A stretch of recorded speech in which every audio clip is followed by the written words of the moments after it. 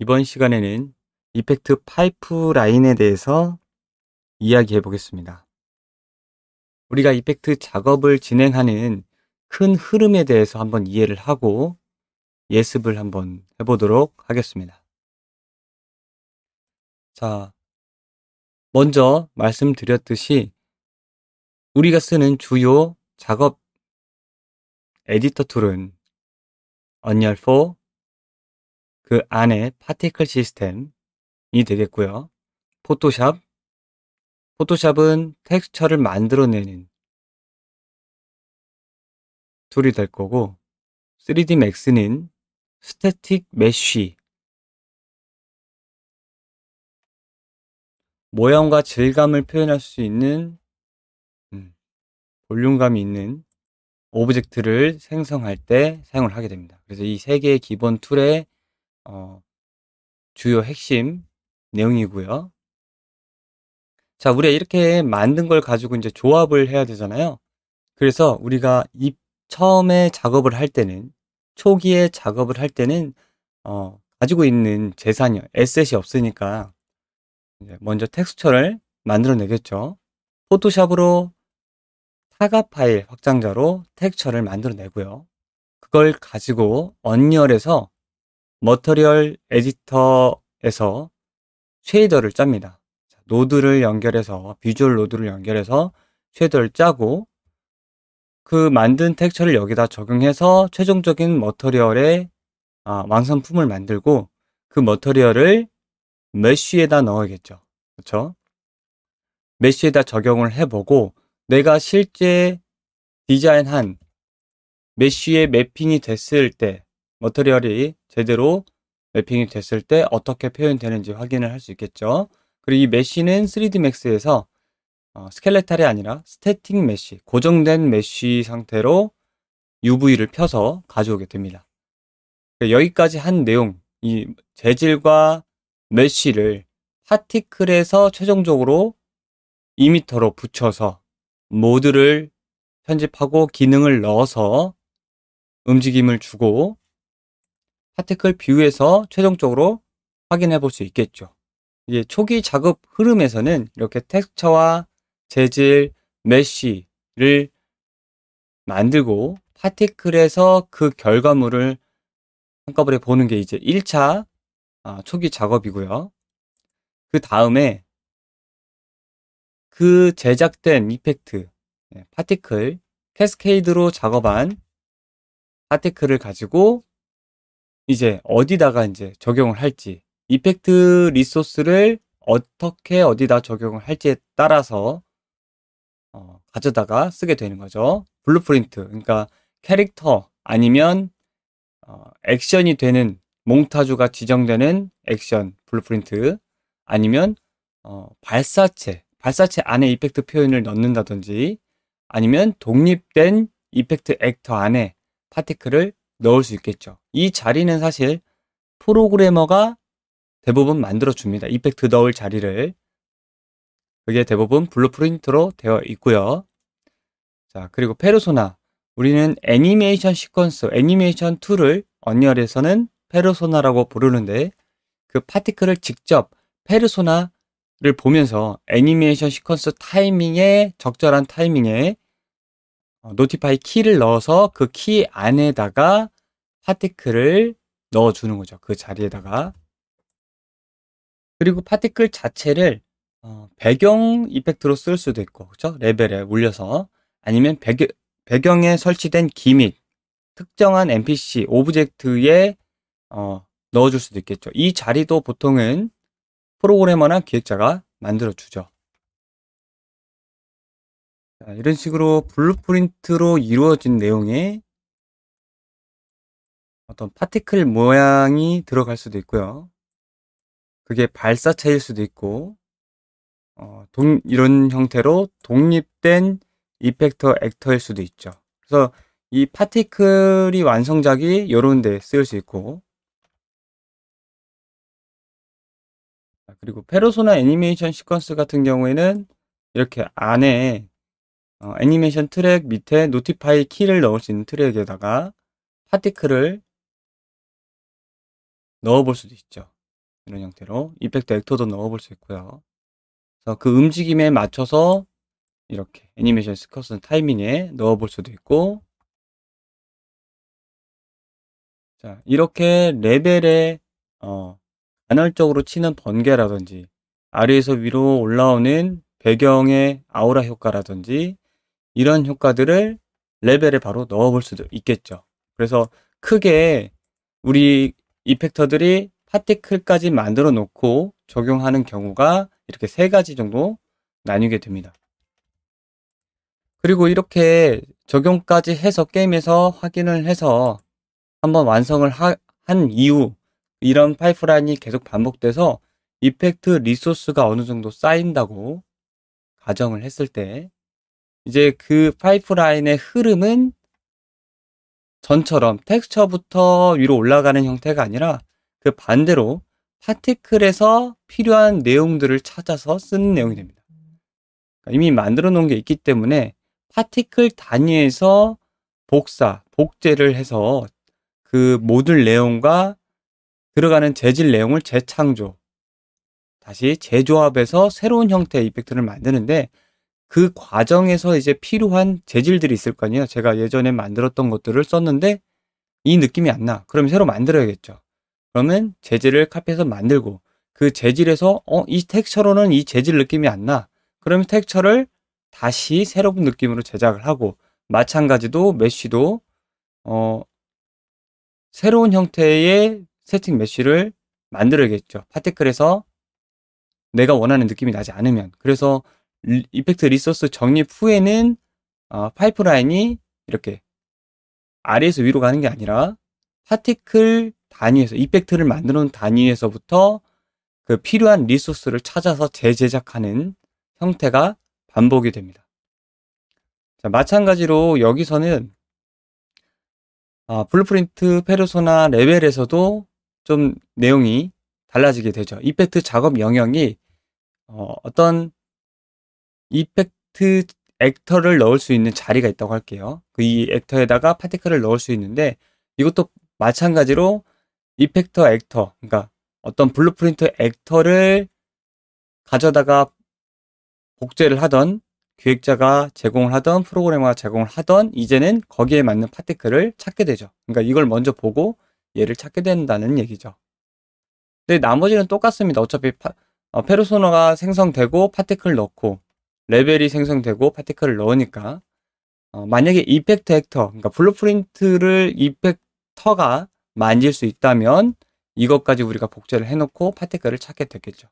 근데 만약에 블루프린트를 만질 수 없는 프로젝트라고 하면 이것도 타 파트, 프로그래머나 기획자가 만들어 준 거에다가 우리는 이펙트 자리에만 넣으면 되겠죠. 자, 아주 기초적인 이펙트 리소스 파이프라인에 대해서 한번 이야기해 봤는데 이런 식으로 자, 텍스처, 이런 텍스처를 포토샵에서 제작을 하고 그리고 메쉬는 이제 맥스에서 제작을 해서 FBX 파일로 익스포트 해서 그것도 파티클에서 이제 확인을 해보겠죠. 네, 재질 같은 경우에는 텍스처를 가지고 우리가 그 작성된 텍스처를 가지고 이렇게 비주얼 로드를 꾸며서 하나의 쉐이더를 짜게 되는 거죠. 이 쉐이더를 파티클에다가 넣어주고 우리가 이제 만질 수 있게 되는 거죠. 파티클에서 이제 움직임과 이 모듈들을 해서 하나의 완성된 이펙트가 되는 거죠. 그 과정이 이렇게 되는 거고. 자, 우리가 얘기한 내용을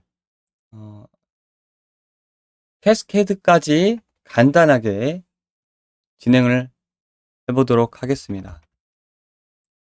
자, 이런 텍스처 파일이 하나 있습니다. 이 텍스처 파일을 가져다가 머터리얼을 새로 만들고 텍스처를 불러와서 이 텍스처 내용을 원하는 텍스처로 넣어주고 이거를 출력에 연결을 할 수 있는 구조로 되어 있습니다.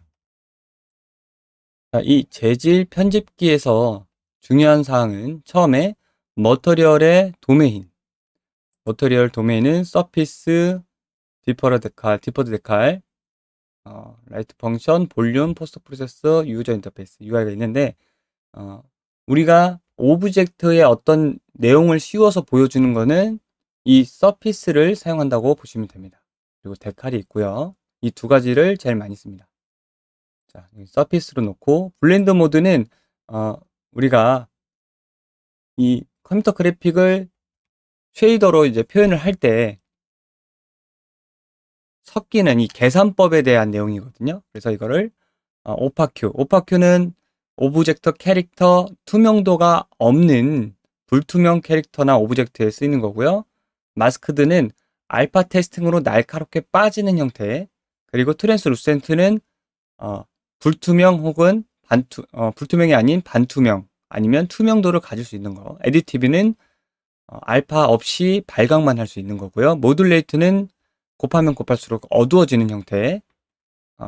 알파 컴포지트, 알파 홀드아웃은 이 두 가지는 쓰지 않습니다. 그래서 여기서 해야 될 거는 트랜스루센트 반투명으로 한번 해보도록 하겠습니다. 그리고 중요한 거 쉐이딩 모델. 쉐이딩 모델 같은 경우에는 이 두 가지만 알면 돼요. 언릿과 디폴트 릿. 나머지는 각각 그 쉐이더에 맞게 설정을 하면 되는데요. 뭐 헤어도 있고 옷도 있고 눈도 있고요.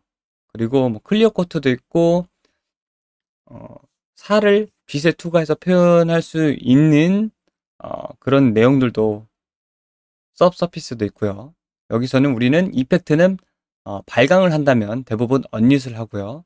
그리고 그림자, 라이팅을 비춰서 그림자 효과를 넣는다면 디폴트 릿을 쓰게 됩니다. 그래서 여기서는 언릿으로 할 거고요. 언릿으로 하면 여기 통계의 인스트럭션 수치, 그러니까 최종 이 재질의 인스트럭션 수치가 비용이 확실히 줄어들게 됩니다. 언릿은 라이팅을 받지 않아서 그림자 연산을 하지 않아요. 그래서 저렴하고요. 자, 여기서는 이 머터리얼에서 도메인, 블렌드 모드, 그리고 쉐이딩 모델 이 세 가지가 대부분 처음에 정해지기 때문에, 그리고 지금 이렇게 세 개 정해진 것이 대부분 80% 이상 쓰는 내용입니다. 이펙트에서.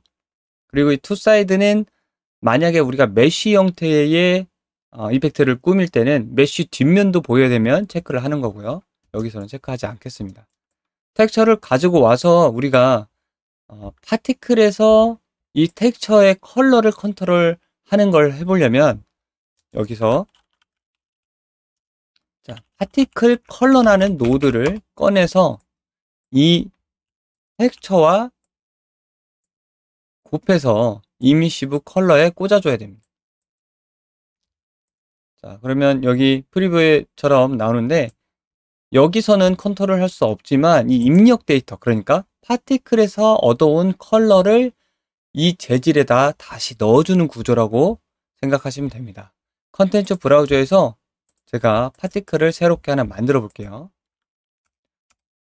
자, 파티클을 새롭게 이렇게 만들면 이미터, 그리고 뷰포트, 파티클 시스템의 디테일, 그리고 커버 에디터 이 네 가지의 중요 항목이 나오는데 여기서 리카이드에서 재질을 적용해 보도록 할게요. 탐색해서 선택하게 한 다음에 머터리얼 안에 화살표를 눌러서 선택된 엑셋을 사용하게 합니다. 자, 사용했는데 아직 나오지 않죠? 저장을 해야 됩니다. 저장. 여기서는 파티클 컬러를 한번 테스트를 해볼 건데요. 자, 리카이드에서는 재질을 넣고 그리고 위치 그리고 각도를 기본적으로 맞출 수 있습니다. 그리고 이 파티클 내용에 대해서는 이 하나의 파티클 시스템이고, 그리고 이 이미터는 계속 생성할 수 있고요. 이 이미터 단위에서 모듈을 편집할 수 있습니다. 그러니까 레이어라고 생각하시면 돼요. 그 레이어 안에서 이 파티클이라는 입자, 그러니까 이 하나하나가 다 각자의 파티클이고 그 파티클이라는 입자에 대한 모듈들을 여기서 기능 설정을 해볼 수가 있습니다. 여기서는 예제로 컬러 오브 라이프의 값을 바꿔보기 위해서 이 디스트리뷰션 분사값을 형태를 컨스탄스로 줘서 색상을 바꿔보겠습니다. 이런 식으로.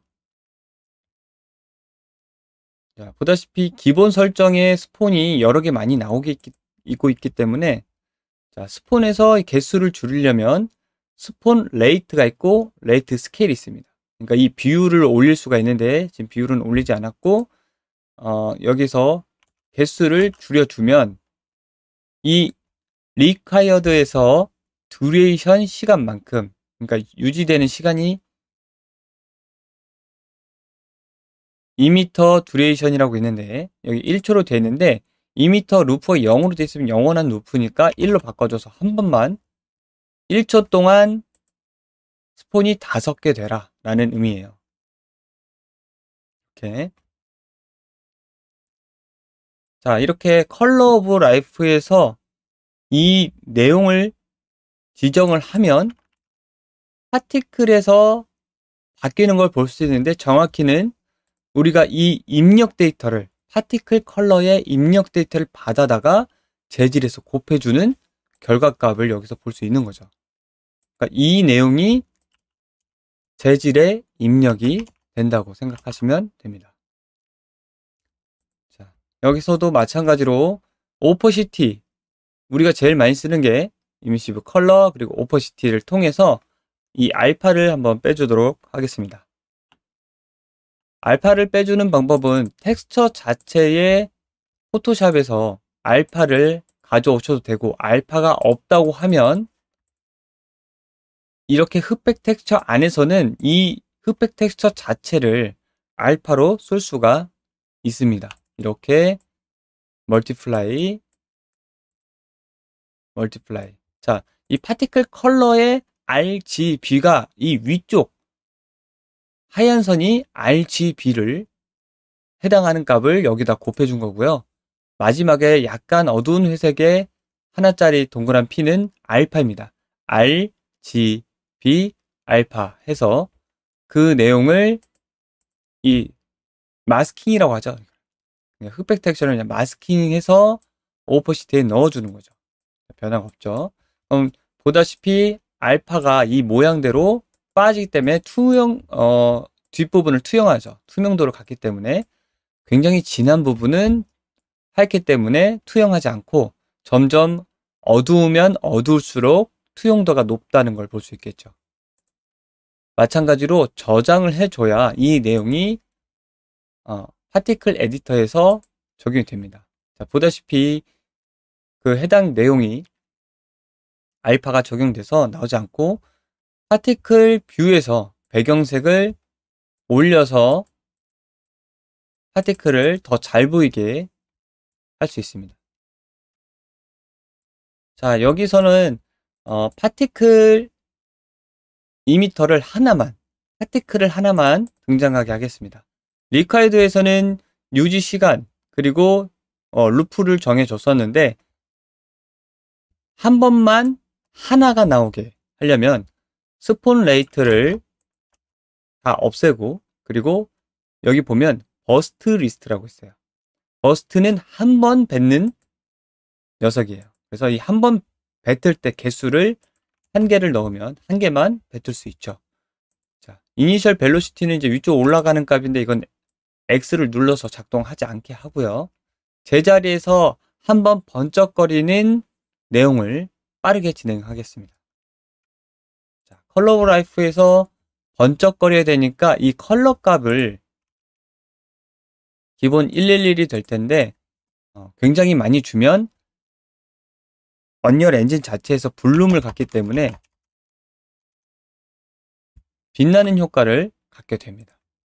사이즈도 컨스탄스로, 유니폼은 랜덤이고 컨스탄스는 단일값입니다. 단일값으로 지금 X만 줘도 이 값이 작동하는 이유는 이게 실제로 파티클은 빌보드이기 때문입니다. 빌보드. 자, 뷰에서 뷰 모드, 지금 라이팅 포함한 기본 랜덤 모드를 보고 있는데, 자, 와이어프레임으로 보게 되면 잘 보세요. 플랜이 하게 하나 존재하죠. 플랜 메쉬가 내가 어디를 쳐다보던 따라오면서 정면을 쳐다보는 빌보드가 되는 거예요. 그러니까 실제로는 이 이미터는 메쉬로 되어 있는 거죠. 플랜으로. 그렇죠? 근데 그 플랜이 두께가 없는 플랜이에요. 그래서 X, Y, 그러니까 U, V 2차원의 크기만 존재하잖아요. 2차원의 크기. 그래서 거기서 하나만 이 사이즈 하나만 작동을 해도 작동을 하죠. 이 화면 정면이라는 내용이 있는데 이 내용에서 PSA 스퀘어는 이게 정 사이즈로 정렬을 하는 거예요. 정 사이즈로. 하나만 만져도 정사각형 크기로 커졌다 줄어들다 하는 거죠. 만약에 이게 렉탱글, 직사각형이면 나오지 않습니다. 이렇게 작아지죠? 넓어지죠? 이런 형태로 나오게 되는 거죠. 다시 뷰 모드에서 라이팅 포함하게 보면 이렇게 보이고요. 이렇게 얇게도 컨트롤 할 수 있죠. 얇게 하면서 언제나 빌보드가 되게 나를 쳐다보게 되는 거죠. 자, 다시 스크린 정렬, 화면 정렬을 스퀘어로 바꾸면 이 X축만 줘도 정 사이즈로 커지는 걸 확인해 볼 수 있습니다. 자, 시간을 많이 줄여 볼게요. 이 라이프 타임은 이 파티클 시스템의 전체 라이프 타임이 아니라 이 이미터에서 뿌리고 있는 이 하나의 파티클 입자에 대한 라이프 타임입니다. 1초, 0.2초 정도로 하고요. 그리고 오른쪽 버튼 눌러서 우리는 모듈 추가를 해볼 수가 있습니다. 사이즈 바이 라이프는 이 라이프 타임, 그러니까 라이프의 흐름에 따라서 사이즈를 유동성 있게 바꿔볼 수가 있는 거죠. 그래서 자, 여기서는 절대값으로 매칭이 됩니다. 그러니까 자, 포인트가 있는데 이게 시작점과 끝점이라고 보시면 돼요. 자, 여기 모듈의 옆에 보면은 우측에 보면은 그래프 모양이 있는데 이 그래프를 누르게 되면 커브 에디터에서 해당 모듈의 값을 그래프로 확인해 볼 수 있습니다. 그 커브 에디터에서 가로, 세로로 그 값에 맞춰서 이 커브 에디터 화면에 딱 정렬을 맞출 수 있고요. 자, 여기서 0에서 1은 언제나 0에서 1이 되는데 0은 시작점, 1은 마지막 끝점이 되게 되는 거죠. 자, 이 라이프의 시간이 0.2초잖아요. 그러면 0에서 시작해서 0.2초에 끝나는데 그게 아니라 이게 절대값이 돼서 0에서 1이 되는 거죠. 이게 라이프 타임이 200이라고 해도 시작은 0이고 1은 끝이 됩니다. 절대값 수치로 맞춰주기 때문에 이 내용을 시작에서는 처음에는 작게 시작하고 자, 여기 오른쪽 버튼 눌러서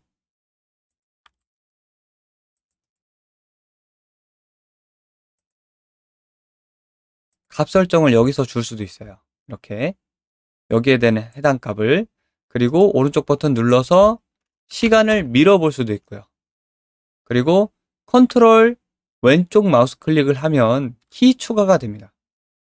그래서 여기서는 처음에는 값이 0으로 시작했다가 지금 여기 같은 경우에는 사이즈 바이 라이프가 벡터 그러니까 X, Y, Z축을 가지고 있기 때문에 제가 하나의 축을 만져서 건든 내용이 된 거죠. 이 내용도 정 사이즈로 크게 하려면 디테일에서 럭 엑시스가 있습니다. 럭 엑시스가 있는데 이게 좌표를 고정하게 되는 거예요. 여기 X, Y, Z를 선택을 하면 키가 하나만 나오게 됩니다. 자, 여기서 다시 논으로 하면 X, Y, Z 값이 따로따로 컨트롤 할 수 있고 존재하게 되고요. 이거를 X, Y, Z를 합쳐버리면 키가 하나만 존재하게 되고 정 사이즈로 움직이는 것을 확인해 볼 수 있습니다. 이걸 내려볼게요. 커졌다 작아졌다 하는 플래시뱅을 만드는 거죠. 아주 기초적인 내용입니다. 빠르게 커졌다가 작아지는 형태가 되는 거죠. 자, 여기서는 이펙트를 제작하는 파이프라인을 그냥 한번 경험했다고 생각하고 작업을 봐주시면 좋고요. 이렇게 텍스처, 재질을 만들어서 파티클 2m에다가 재질을 넣어서 무드를 편집해서 움직임을 주고 기능을 줘서 하나의 이펙트를 제작을 해볼 수가 있는 거죠. 자, 마찬가지로 메쉬 같은 경우도 새롭게 하나 만들어서 똑같이 제작을 해볼 수가 있습니다. 리카이드에서 반복을 그만두게 2m 딜레이가 아니라 2m 루프를 1을 주고요. 그리고 폰 레이트들을 없애고 버스트 리스트를 한 개만 주고 벨로시티는 닫게 하겠습니다. 그리고 여기서 메쉬 형태를 넣으려면 이 2m의 네임이 있는 바로 아래 칸, 검은색 아래 칸에다가 오른쪽 버튼을 누르면 여러 가지 옵션들이 나오는데 이 옵션 중에 2m 타입 데이터가 있습니다. 타입 데이터. 이거는 파티클 시스템, 이거는 타입 데이터가 있어요. 타입 데이터를 보면 애님 트레일도 있고요. 빈 데이터, GPU 스프라이트, 메쉬 데이터, 리본 데이터가 있는데 여기서는 메쉬 데이터를 한번 넣어보겠습니다. 메쉬 데이터를 넣는 순간 정사각의 큐브가 등장하면서 다른 재질이 입혀진 걸 볼 수 있습니다. 이거는 언리얼 기본 엔진 컨텐츠가 적용이 된 건데요. 아무것도 없을 때 적용되는. 자, 메쉬 데이터 디테일을 보시면 이 메쉬 항목에 내가 원하는 메쉬 형태를 넣어 볼 수가 있고요. 그 밑에 오버라이드 매터리얼이 있습니다. 오버라이드 매터리얼은 내가 원하는 재질을 이 메쉬에 씌울 때 2m의 재질을 씌울 때 리콰이어드의 머터리얼에 넣어주잖아요. 이 재질을 메쉬에다 오버라이드를 하겠다는 뜻입니다. 그래서 이걸 체크를 해주고요. 자, 여기서는 예제로 이런 구 형태의 메쉬를 넣어주도록 하겠습니다. 탐색하고 메쉬 데이터에 이렇게 넣어주고요. 자, 넣었는데 얘를 다 X를 하면 숨긴 표시를 할 수 있습니다.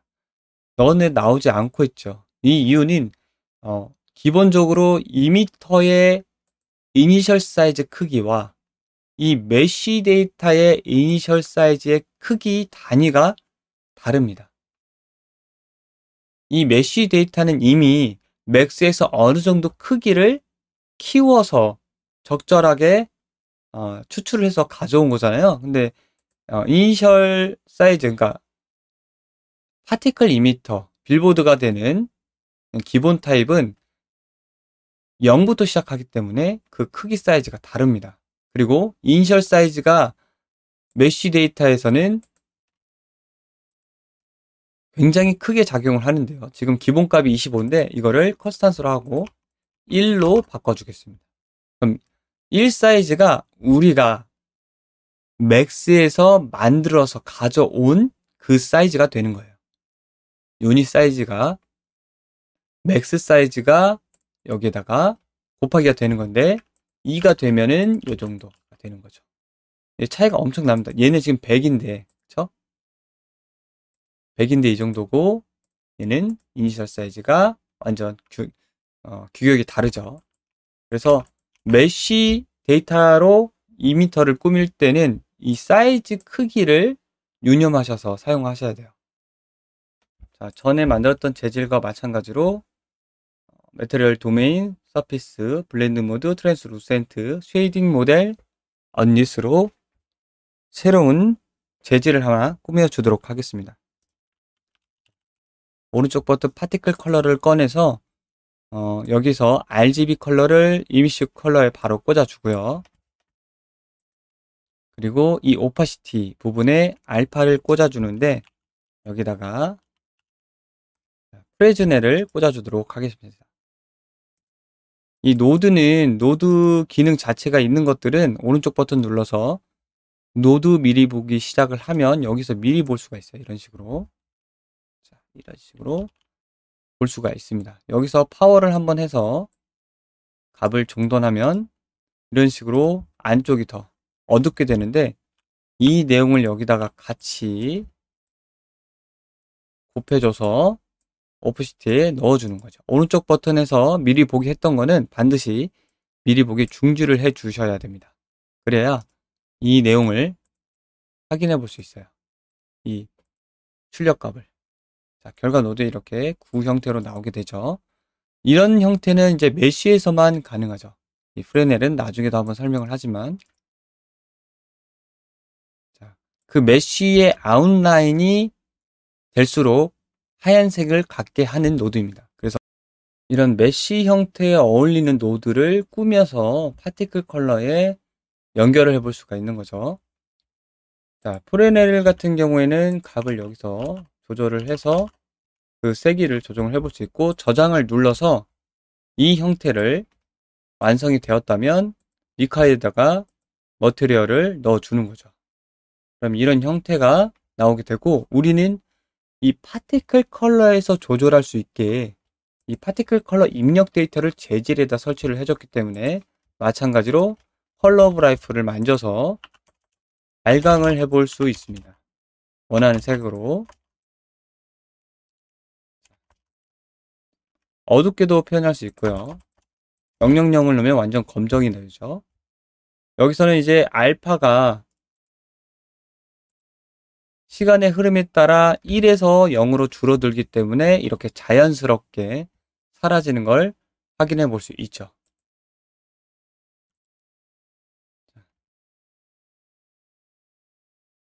자, 비슷한 색상으로 맞춰볼 수 있습니다. 자, 여기서 컬러 오브 라이프를 삭제를 하고 이 모듈의 장점인 인스턴스로 가져와서 쓰도록 하겠습니다. 시프트를 누른 상태에서 왼쪽 드래그를 하면 모듈 뒤에 플러스가 생기면서 이 일체감이 들게 이렇게 동시 선택이 됩니다. 이게 두 개다가 같은 값 하나로 컨트롤 되는 인스턴스 모듈이 된 거고, 자, 이걸 통해서 이 컬러를 같이 갈 수 있죠. 이런 형태로.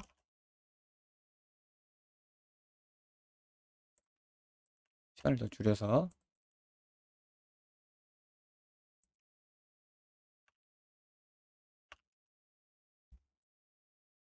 자, 그래서 이 형태를 잘 쓰면 모듈에서 최적화가 많은 부분 가능해지고요. 그리고 메쉬 데이터와